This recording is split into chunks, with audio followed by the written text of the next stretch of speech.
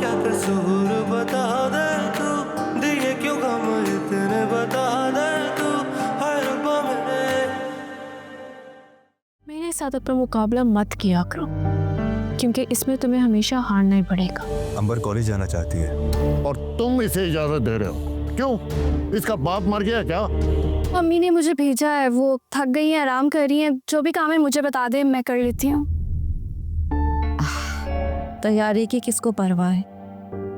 अब्बा ने तो कहा था कि घर से ही रुखसत कर देंगे। अंबर की कुछ चीजें दी थी मैंने तुम्हें पेटी में रखने के लिए, कुछ अर्सा पहले की बात है। कौन सा सामान? रिश्ते जबरदस्ती के जोर पर नहीं हासिल किए जाते बेटा। मम्मी प्लीज, इस वक्त मैं कोई भी नसीहत सुनने के मूड में नहीं। ऐसा कुछ नहीं कहा है मैंने जिससे मैं बेअदब हो गया हूँ। ये सिखाया तालीम ने तुझे बाप से जबान दराजी करना?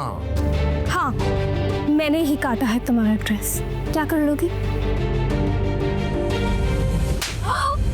हमारा खाती और हम पे थूकती हो, शर्म नहीं आती तुम्हें? हाय रब्बा क्या कसूर बता दे तू,